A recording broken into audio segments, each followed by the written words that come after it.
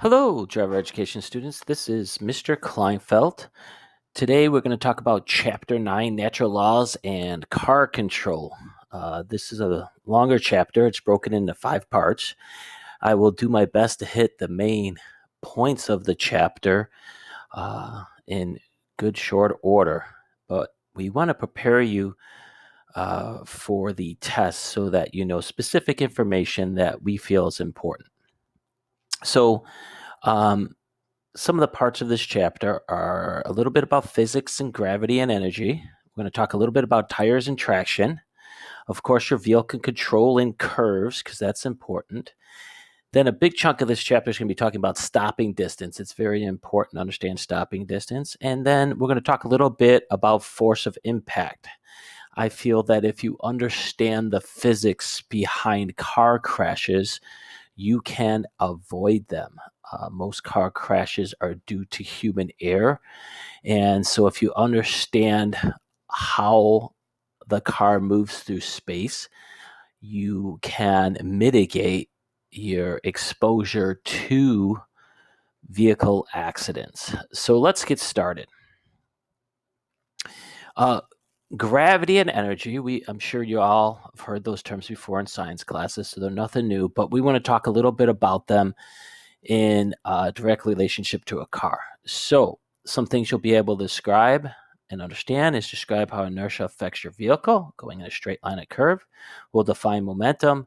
We'll identify key factors that affect energy and motion and explain a little bit how gravity affects your vehicle. So, the motion of your vehicle is subject to these laws of motion. And you've heard them before: inertia, momentum, energy of motion, and gravity. I would suggest looking in the text and understanding how the text explains those. I'm sure you've all heard them before and have your ideas of definitions, but make sure you understand how the text describes them, because that's what you'll need to know for the test. So the first law is inertia. And what this means is that when objects are at rest, they tend to stay at rest. And when an object is moving, they tend to want to keep moving. So it's what keeps your car in place when you park it. Okay. And then something has to act upon it, like the engine. When you step on the gas, it produces energy and the car moves forward or backwards. Therefore, momentum is the tendency of an object to stay in motion. Okay. Or the inertia of an object in motion. And one thing that affects momentum is the object's weight and speed.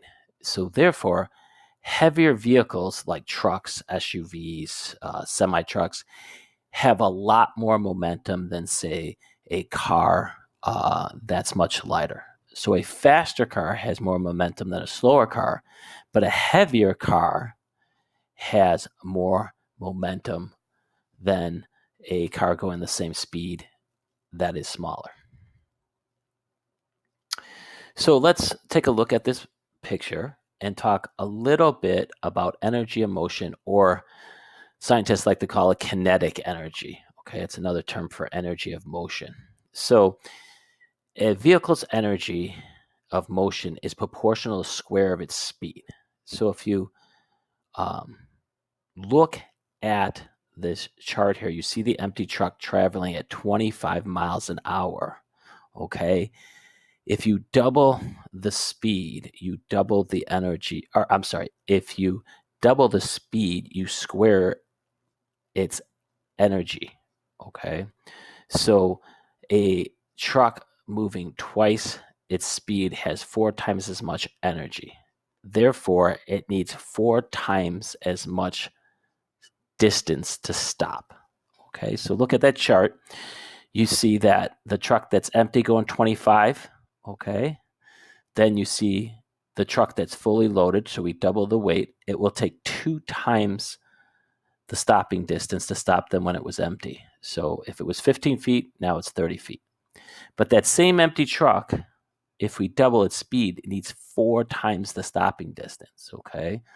So this is why on the expressway, when you're going speeds of 50 to, in some cases, 75 miles an hour, in order to stop that vehicle, it takes a tremendous amount of time. Think of a train. A train is super heavy, and it's traveling, say, at 50 miles an hour, it could take up to a mile for that train to stop because it has so much momentum. We one time had a train conductor tell us that if a train on the tracks outside the high school, okay, just south of the high school, if a train applied its brakes at full speed at the high school, by the time the train would stop, a fully loaded freight train, it would take all the way to the Jewel in River Forest before it came to a full stop. That's pretty amazing. So that's momentum, if you could put your brain around that.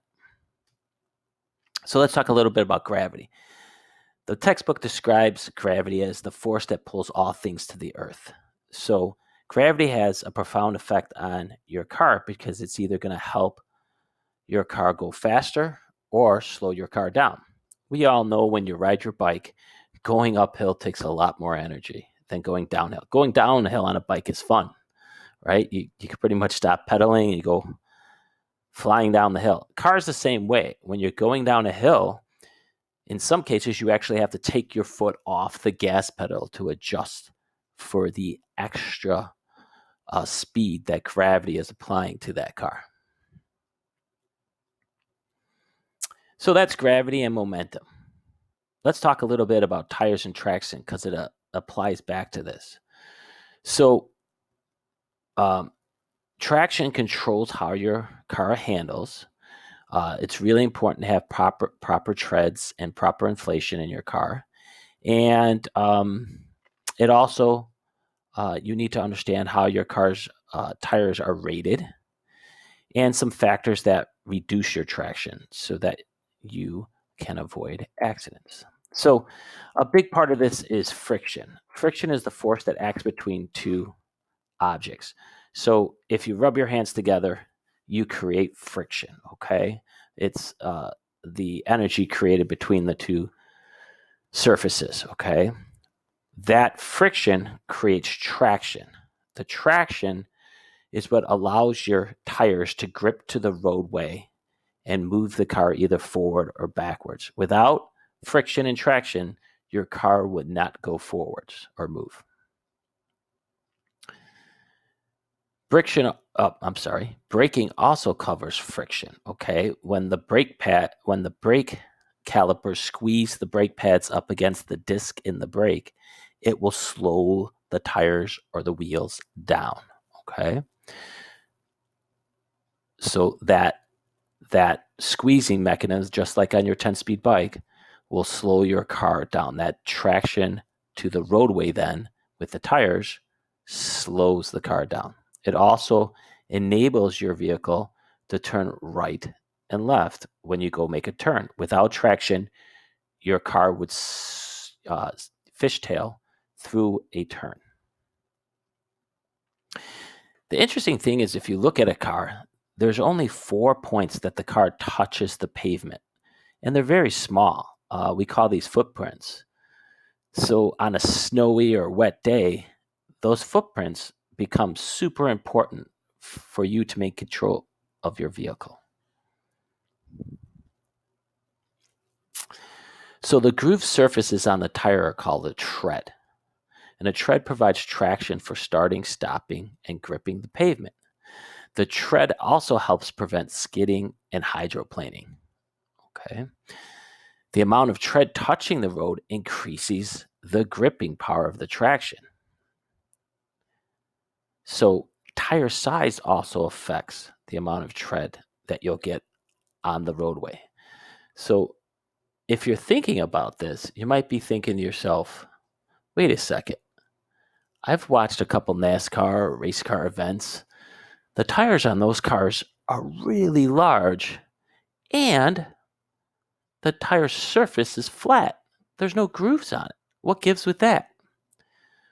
Well, that's a great observation. What you will realize, or what you should be thinking about, is the more surface area that touches the pavement, the more friction that is caused, hence more traction and more pushing power to push the car forward faster. Okay? So if you think about a NASCAR race, they only race on a perfectly smooth surface on days when it's not raining or snowing. So in that circumstance, yes, a bald flat tire would give the most traction and gription to push the car forward. The problem with it is we have to drive every day. Some days we drive in the snow, some days we drive in the rain, inclement weather. And if you drive around town, you know that the road's not always perfectly paved with no potholes, no gravel, no dust or dirt on it. So the engineers had to come up with a way that the tire could grip to the roadway. And what they did to help with that is put treads on your tire. And what those treads do is allow an escape path for liquid, sand, dirt, to be pushed over into those treads and expelled out the sides of the tire so that some surface area of the tire can touch the pavement.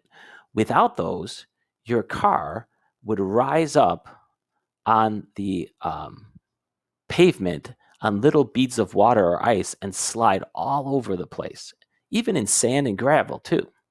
So those treads help with gripping power. Another important thing to talk about is properly inflated tires. There's a couple questions on the test on this, so you need to understand this. If you ever jumped on your bike in the spring when the tires are a little flat and kind of rolled it over to the gas station to get air for your tires, you probably realized it was really hard to pedal because the tire was flat. And once you inflated the tire, it became much easier to pedal the bike. Well, the same is true for a car.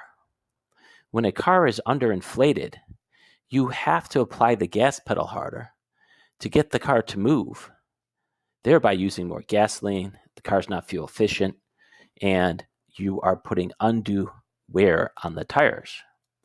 So if the tires inflated properly, it will evenly grip the tire. So take a look at that picture there. You can see an underinflated tire will cause wear on the outside edges of the tire. An overinflated tire will cause wear down the middle because it's bulging out there. So the best thing to do is always make sure your tire is properly inflated.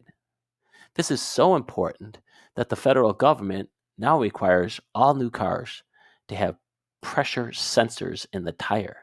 As soon as the pressure in your tire goes down, usually past 30 psi, that's pounds per square inch of air, a little dinger will ding in your car telling you that one of your tires is low and require you should go get air until it's properly inflated. Here's another picture of it, kind of a profile view so you could see better what I was talking about. Now, temperature also affects your tires. The colder it is out, the air inside the tire will constrict, thus causing a situation where your tire looks flat. And this happens in extreme cold.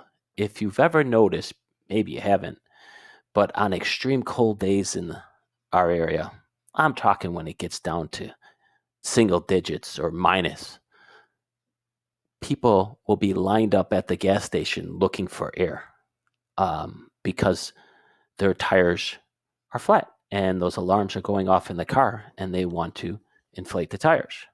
Now, the opposite could be true on extreme hot days. If your tire is overinflated, that air in there is going to expand from the heat and actually could cause the tire to malfunction. So in that case, you might have to deflate the tire a little bit.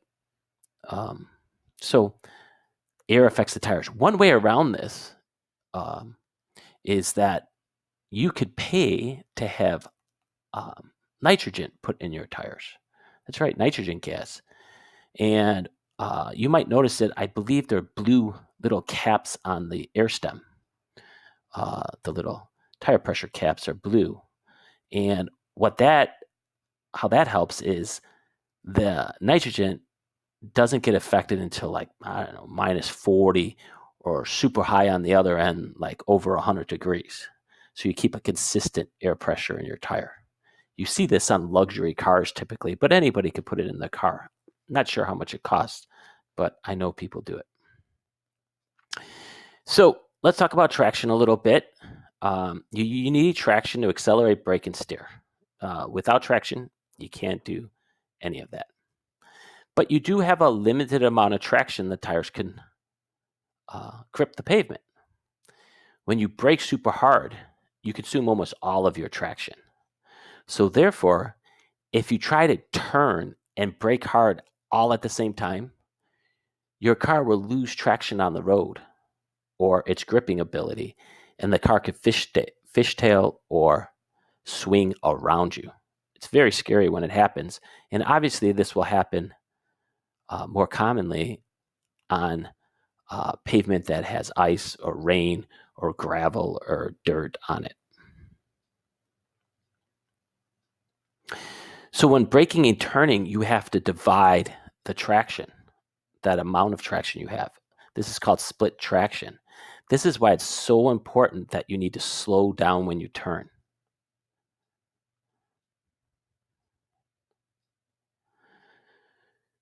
So to ensure good traction, you want to do three very important things. First, you got to make sure your vehicle's in good condition.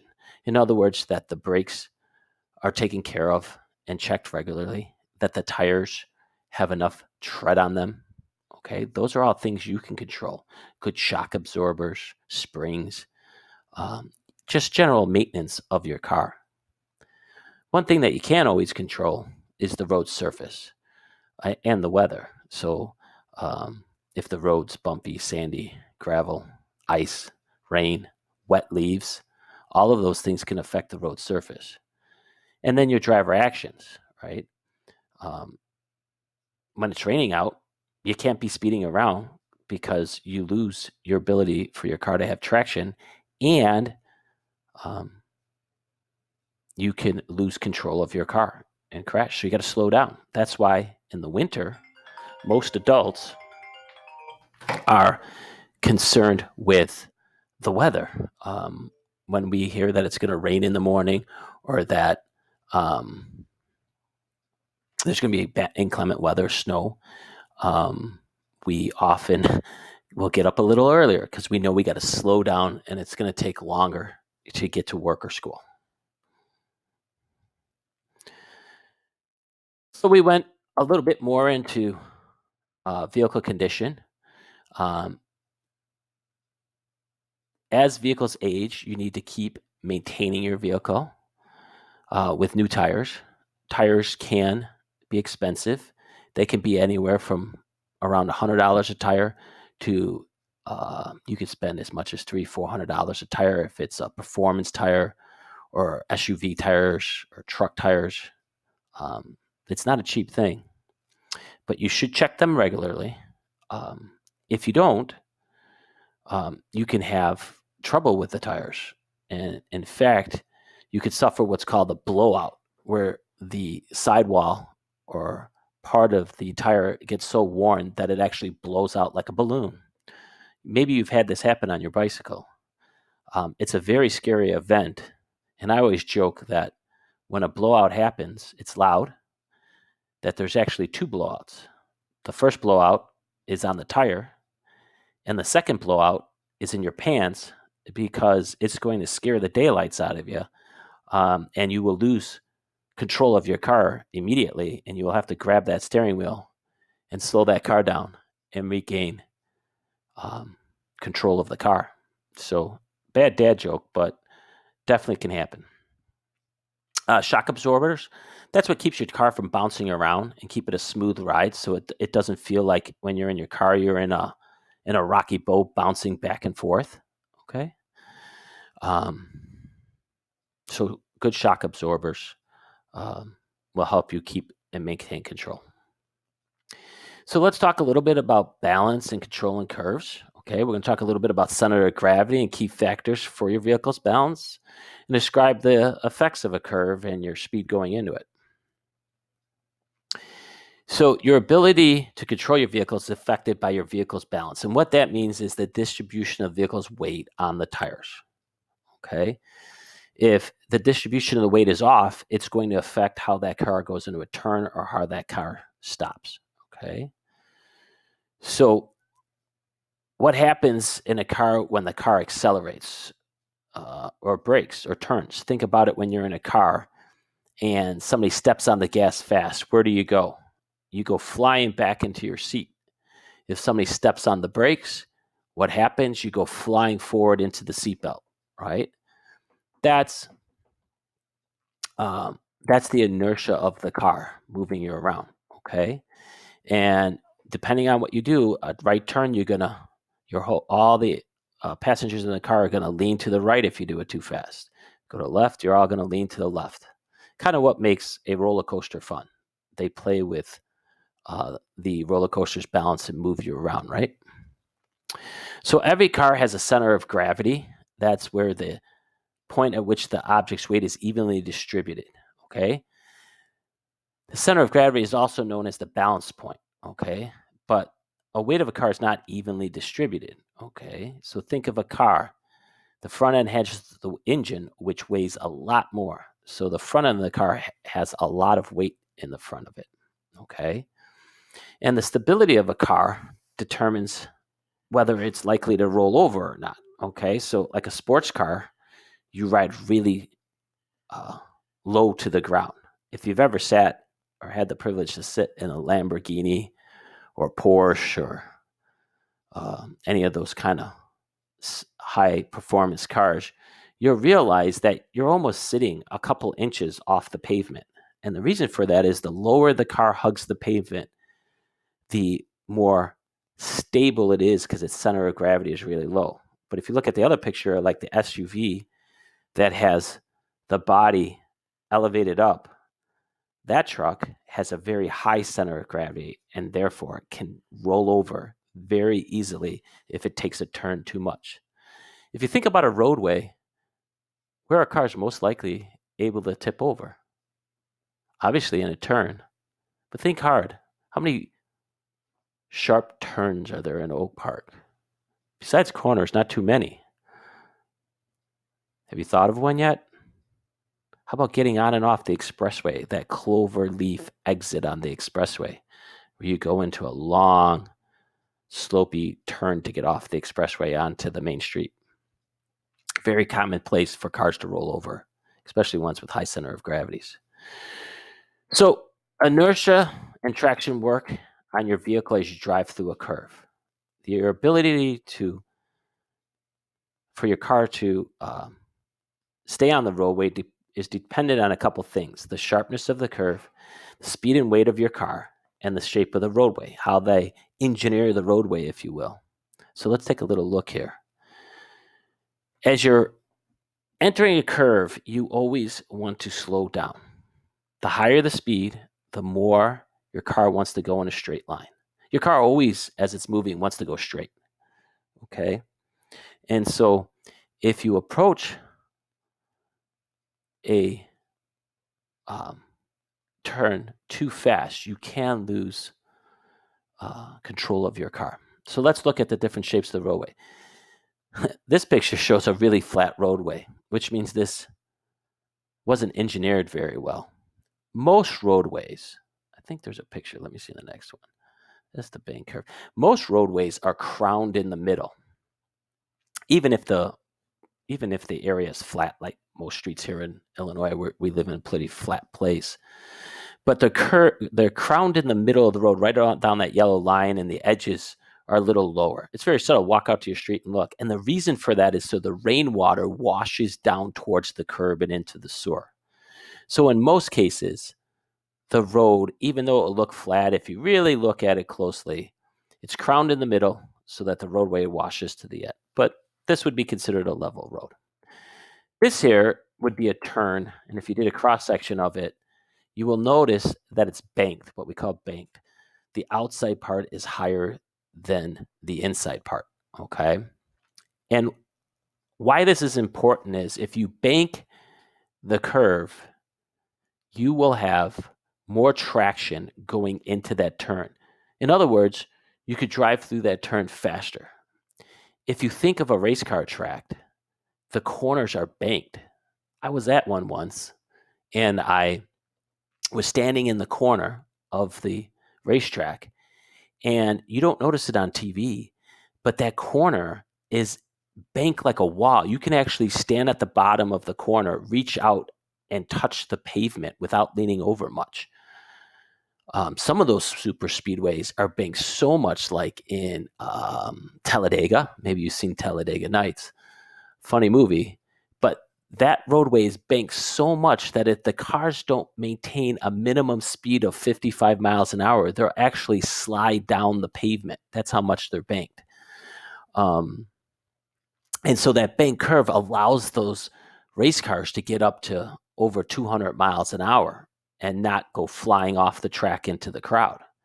Roads do the same thing. Engineers will uh, develop the road if they need the traffic to move at a high rate of speed. They'll put a lot of banking into the road to help vehicles move through that turn safely and quickly. So, to answer that question that we see on the screen, the force of gravity pulls you downward and into the curve. This helps you overcome the inertia.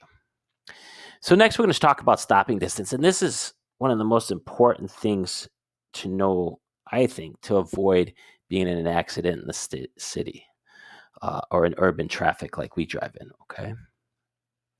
So there are three things you must be able to do to stop your car. Number one, you first have to perceive the hazard. You have to identify that hazard, as we talked about IPDE.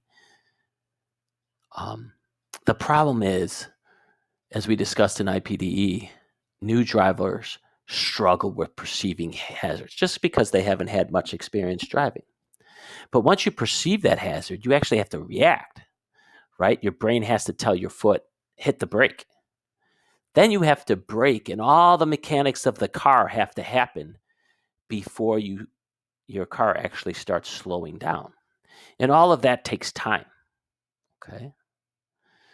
So what makes that all up is called total stopping distance. That's the time your car travels from when you first perceive a hazard to the car stop. And it's actually made up of a couple parts. Perception distance, that stopping distance is made up of perception distance, reaction distance, braking distance. So there's three parts to it. So you first have to perceive that there's something. Your brain has to say, there's, a kid ran out into the street. You got to identify that first. Next, your brain, it's got to send the signal down to your right foot to hit the brake. Then your foot is on the brake and the car starts braking. That whole process will determine how fast you stop. Okay? So it will take about 300 feet, or the length of a football field, to stop when you're traveling at 65 miles an hour. So from the time you see the deer in the road, right, to the time the car actually stops, you're going to travel the whole distance of a football field at 65. So imagine if you were tailgating somebody and they stop for a deer. Where are you going? Right? You're never going to be able to react and stop in time. Science is just not with you in that case. So let's break these down. So the perception time is just the time it takes you to identify something. It takes about a second or 3/4 of a second. Now, obviously, things can affect this, right? If you're preoccupied with thoughts, if you're on your cell phone, if you're changing the radio station, if you're just dazing off thinking about, a situation you're in, or the fact that you just scored the winning touchdown of the football game earlier, or, you're thinking about your date that you're going to, right? All those things are distractions that can increase that perception time. That's why focusing while driving is so important, being what we call in the driving zone. So next is your reaction time. And again, this is about another 3/4 of a second, or about a second. That's the time it just takes you. Now, obviously, things can affect your reaction time, right? If you're impaired because you were drinking or using drugs, or maybe you just have a really bad cold, sinus headache, pressure, right? Took some allergy medicine, you're a little groggy. That can affect your reaction time, correct? And then the braking distance, okay? So if you were traveling at 40 miles per hour, your braking distance would be 4 times longer than if you were traveling at 20. So you could kind of see how driving down a side street where some little kid could jump out between cars is super dangerous if you're going 30, 40 miles an hour as opposed to 20. This is why in school zones, we reduce the speed down to 20 so you have more reaction time to things like that. So what affects your braking distance? The driver's ability, right? The more you drive, the more you're aware of different scenarios that could present themselves, and you're guessing that those things can happen, right? Your vehicle size and condition, right? A real small vehicle with not much weight in it stops much quicker than if you were driving a van filled with all of your belongings on your way to your first year at college, right? That's going to take a long time to stop. The road surface, if it's rain, water, ice, if you're going downhill or uphill, right? That's going to affect. If you're going downhill, you got a lot more momentum there. And then, as we talked before, your weight. Okay. So, how do you control the force of impact? This is where we talk about car crashes. Okay. A little bit. There are some things that can, if you understand this basic science, that can help mitigate the crash, or in some cases, actually help you avoid the crash altogether. So the force with which a moving object hits another object is called force of impact. And there's 3 things that determine force of impact. The first one is speed. You might have heard the word, or the saying, I should say, the saying, speed kills. That's true. The faster you're going, the more likely the accident is going to be severe and profound. What most people don't know is that cars, all the safety equipment in it, the crumple zones, the airbags, the seat belts, how a car is designed, all the safety features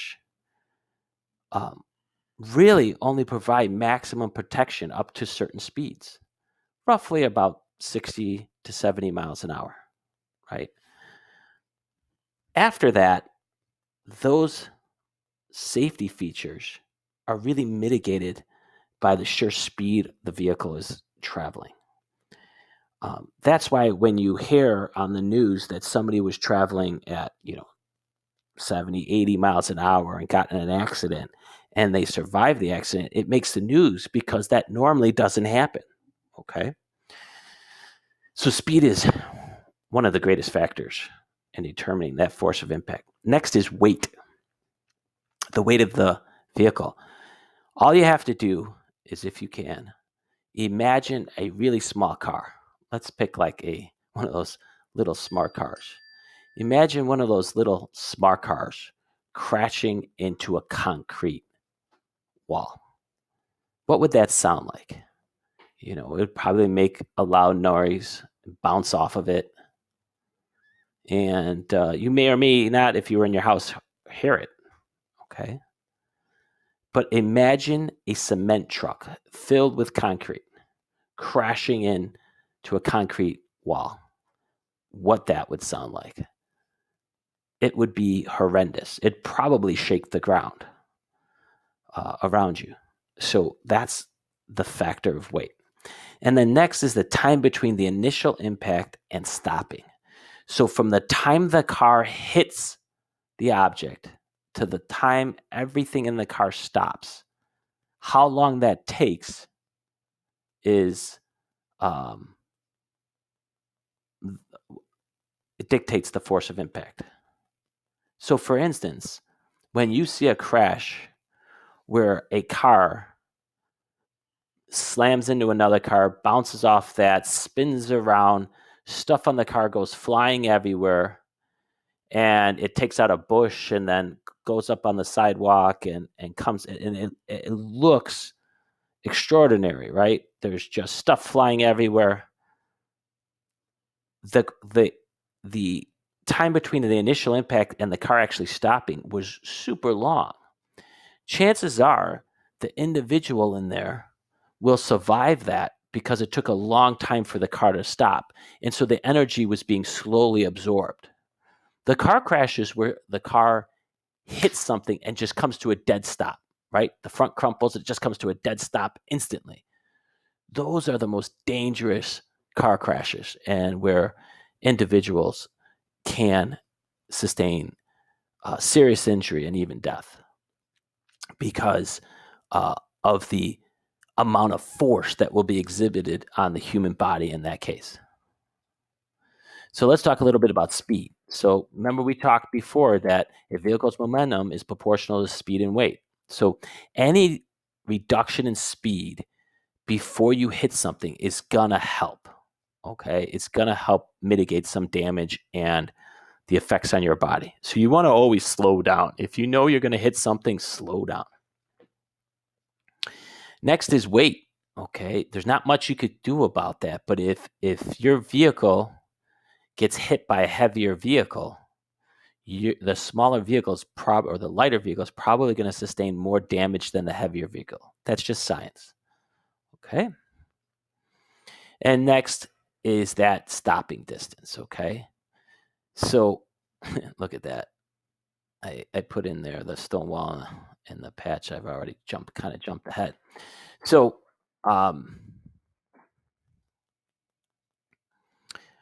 that quickly stopping is where a lot of damage happens to the human body. You don't want to stop quick. So in the car, the first thing that engineers place in the car is the crumple zones. That's where the car folds up like an accordion in the front. Okay. As opposed to the old time cars where they were made of steel and they barely even dent it. That's bad for the passengers because then the passenger has to absorb all that energy. Next, they put seatbelts in the car so that you're restrained in the seat. Then they put airbags in the car, right? That airbag blows up out of the steering wheel, out of the dashboard, and pushes you into the seat so that you don't move at all to stop that force of impact. Now they have airbags that come along the side of your head and along the side of your body to kind of cocoon you into the seat and to stop any movement of your body. And airbags come out with such extreme force. Airbags can come out of the steering wheel at, in some cases, over 200 to 300 miles an hour. That's how fast they have to come out. Okay. One side note, airbags do not work if your seatbelt is not on. In other words, they'll come out and they will do more damage to you if you're not wearing your seatbelt. So what does the seatbelt do? As you pull forward in the crash from hitting the brake, the seatbelt will actually deploy. Okay, it's not a passive device. It has technology that causes the seatbelt to draw you back into the seat, and they deploy much like an airbag. Okay, so there's things called active restraints that you have to put on the seatbelt in order for it to work. And then there's passive restraints like airbags, your headrest, the crumple zones. Those are passive. What the book means by active is you have to initiate them to engage them.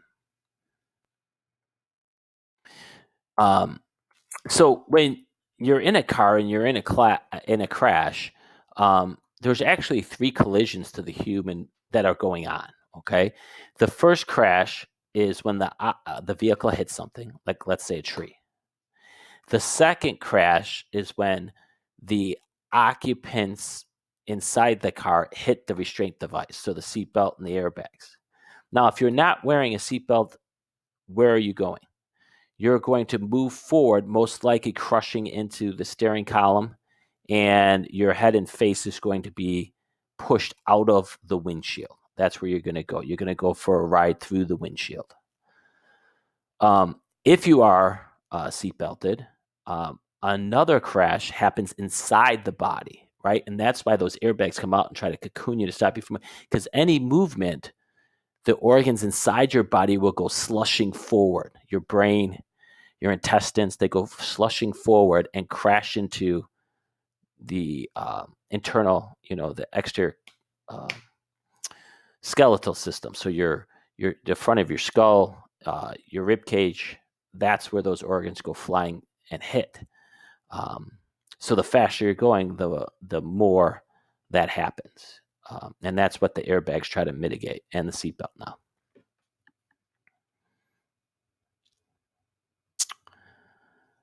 So when you put your seatbelt on, make sure that it's put on snugly across your hips and across your shoulder. Okay. Taking the shoulder strap and putting it behind you defeats the whole purpose of the seatbelt. You have to wear your seatbelt properly in order to save you in a crash. And trust me, when you're in a crash, you will not have time to brace yourself. It'll happen so fast. So kind of talked about airbags already, kind of jumped the gun on that. And again, you have to have the seatbelt on for them to work properly. Remember that children and infants need to be in proper seats, okay? If they're an infant or a toddler, they have to be in a car seat. Children between 8 and 12 years old have to be in the back seat. And, they have to use,